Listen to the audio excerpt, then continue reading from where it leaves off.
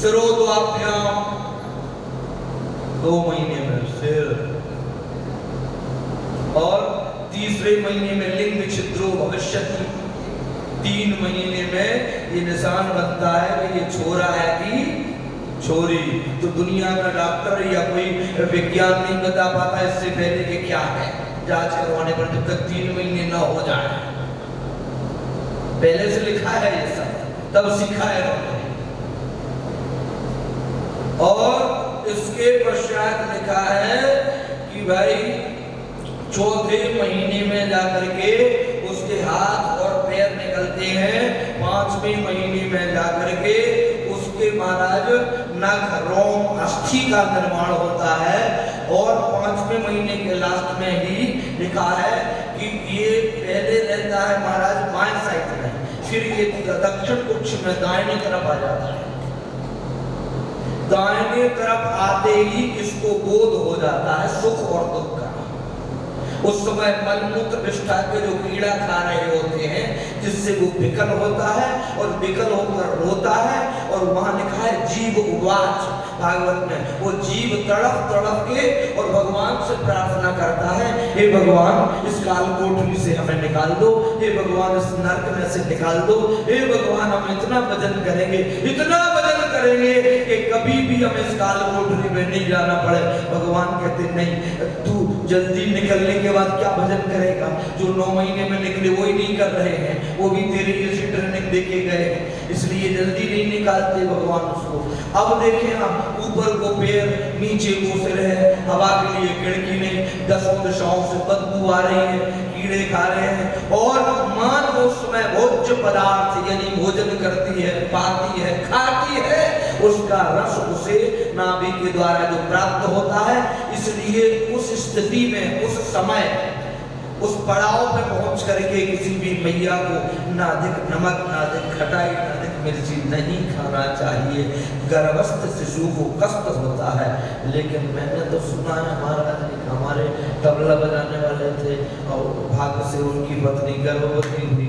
एक दिन बीच कथा में फोन आया, मैंने कहा क्या हुआ? बोले वो पत्नी बोल रही थी समोसे लाना। क्यों? बोले मन चल रहा है, थोड़ा तो सोचो। इस प्रकार से प्यारे बंधुओं, यहाँ पर कपिल देव भगवान अपनी देवभूति मैया से कहते हैं माँ, जब वो जीव भगवान कृपा करते हैं तो प्रसूति का वायु के द्वारा उसको धक्का दे करके योनि मार्ग से जब बाहर निकाल देते हैं तो उसको वो चश्मा लगा होता है कि जितने भी मुझे मिलेंगे ना सब सत्संगी होंगे, रात दिन भजन करते होंगे, क्योंकि वो भी यही ट्रेनिंग देके गए हैं। कोई घोटाला नहीं करता होगा, कोई झूठ नहीं बोलता होगा और कोई काम ही नहीं करता होगा, क्योंकि गोविंद ही सांस देते हैं, गोविंद ही जल देते हैं, गोविंद ही अन्न देते हैं, गोविंद ही भूख देते हैं। अन्न तो फिर भी तुम कहीं से अर्ज कर लोगे, दांत देते, सब कुछ जब कोई देते हैं, किसी की नौकरी क्यों, भगवान तुम्हारी करेंगे। यहाँ आ गया और यहाँ आके हम जैसे नमक हरामों को देखा तो वो उपदेश देने लगा महाराज, वो तो प्रवचन करने लगा। हम लोगों को क्या कहने लगे कि वो तो रो रहा है, हम उसकी भाषा नहीं जानते ना, और हम लोगों उसको चुटकी बजा बजा के ये तेरी माँ है और वो तुम्हें बदलने की कोशिश कर रहा है। हम बहुत हैं, वो एक है। धीरे धीरे हमने अपने जैसा नालायक बोलो जय श्री कृष्ण। कपिल देव भगवान कह रहे अपनी माँ से, माँ फिर ये जीव की वही स्थिति होती है। बोले क्या? पेट में पोड़ो मही पुण्य पोड़ो, जननी संग पोड़ के माल कहायो, ज्वाम भयो जुवती संग पोड़ के, सारी युवा तू खोए गमायो, क्षीर समुद्र की बोण नहार तुम, सपने हो तू ध्यान न लायो। अरे भगवान भी तो क्षीर सागर में से सैया पर लक्ष्मी के साथ सोए हैं, तो जितना सोने का शौक था तो सोते ही सोते जरा उनका याद कर लेता भगवान को। क्षीर समुद्र के बोण नहार, सपने हो तू ध्यान न लायो, पोणत पोणत पोड़ गयो,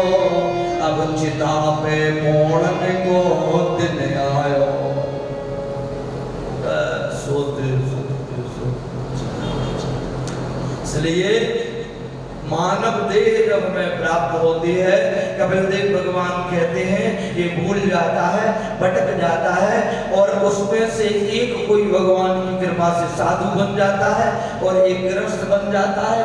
दोनों बूढ़े हो रहे हैं, बुढ़ापे में जब दुख पाता है अपने संतान से, तब वो उस साधु की तरफ देखता है। वो बार बार जाता, पहले नहीं जाता था, अब जाता बुढ़ापे में। आपने बड़ा अच्छा किया, अरे हमारी बड़ी दुर्गति हो रही है, अब आप कृपा करके हमें कोई ऐसा उपाय बता दो कि हमारी सेवा हो जाए, ठीक से रोटी मिल जाए, स्वान बत कुत्ते की तरह रोटियां मिलती हैं मुझे। बोलो जय श्री कृष्ण। तब श्री कपिल देव भगवान कहते हैं कि वो संत है ना, जो संत अपने गृहस्थ मित्र को एक मंत्र बताते जिससे सेवा हो जाएगी। उन्होंने क्या कहा, उन्होंने बड़े बड़े संदूक मंगवाए, संदूक भर दिए और भरने के बाद में उनको एक सोने का सिक्का दे दिया और मोटे मोटे साधुओं से जिसमें तुम रहते हो ना उस कमरे में इनको रख लो, और जब सबके सोने का समय हो तो संदूक पर बैठ कर सोने का नोट ठनकाना और किवाड़ मत खोलना। जब बेटा बहू का खोलो तो कहना नहीं, कुछ पुराना हिसाब किताब है जो कर रहा। तो महाराज फिर बोले बस इतना करो काम हो जाएगा। अब तो महाराज बुढ़े ने बंद किया और सोने का नोट ठनकाया। और सोने का नोट जब ठन के महाराज वो कलदार किसकी कान नहीं जाएगी उधर। आप तो बहू बेटे सब, अरे हम तो समझते थे सब मिल गया। बाबा क्या हुआ, अरे शोर मत मचाओ, तुमने सब ले लिया, थोड़ा सा हिसाब है जो 2-4 महीने में गिनने में लगेंगे मुझे, थोड़ा सा हिसाब है। अब वो ठनका था। और महाराज अब रात में बेटों ने सलाह की, सुनो हम तो समझ रहे थे कि घर मकान दुकान यही था, रात भर ठनकते हैं, इसलिए एक काम करो, सेवा करो, नहीं किसी और को दे जाएंगे, दान कर जाएं, क्या पता साधु इनके मित्र हैं। सवेरा हुआ महाराज, ठंड का समय था, बड़ी बहू गर्म पानी लेके आ गई, पिताजी नहा लो मैं कपड़े धो दूंगी। छोटी बहू महाराज बादाम का हलवा लेके आ गई। अब तो महाराज शाम को लकड़ी लेकर अपने साधु बाबा मित्र के पास में गए। महाराज दंडवत, क्या हुआ? बोले आपकी कृपा से खूब सेवा, राज मत बता देना किसी को। ओ महाराज अब असली ज्ञान हो गया। तो रात भर थोड़ी देर ठनकाते थे, फिर माला सटकाते थे, अपना आनंद अगला जन्म बनाते, मानव देह धारण करने का ये जो फल है वो कृत्य करते थे।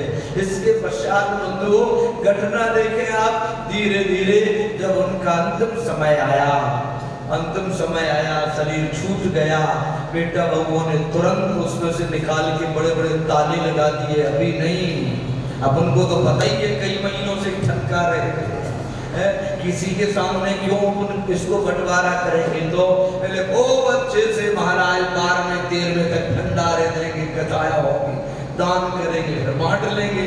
अब महाराज उन्होंने आनंद के साथ, ठाट के साथ क्रियाएं सब की, और लास्ट में जाकर के जब सब रिश्तेदार चले गए, फिर उन्होंने खोला और डाला तो देखा सोने का एक सिक्का एक संदूक में। कहा था हमने सोने ही सोने के हैं।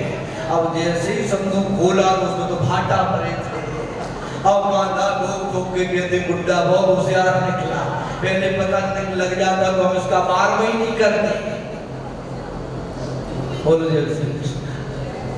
इसलिए बंधुओं यहाँ पर कपिल देव भगवान अपनी माँ को देह में आसक्त पुरुषों की स्थिति का वर्णन करते हुए इसके बाद में श्री कपिल देव भगवान अष्टांग योग का वर्णन करते हैं।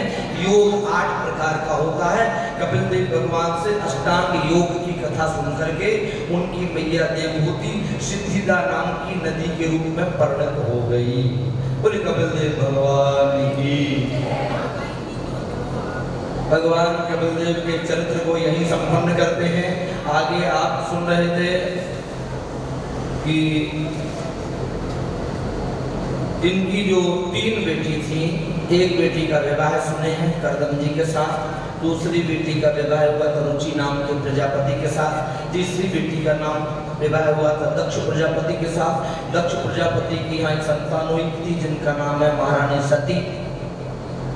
अपने पिता के यज्ञ में देह त्यागने के कारण सती के शरीर से, सती की देह से कोई संतान यानी वंश नहीं चला।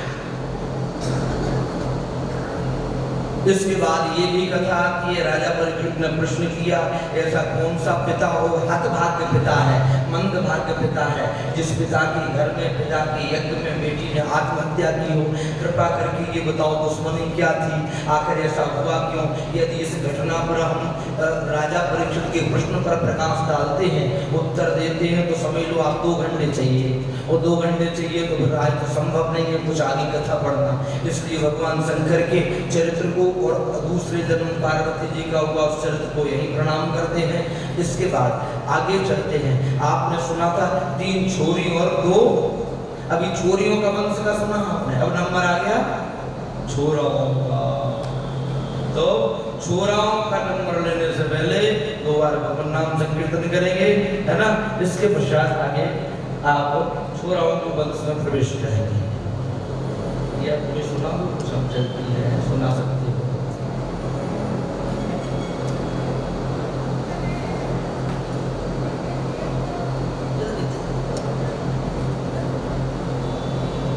बोल किसने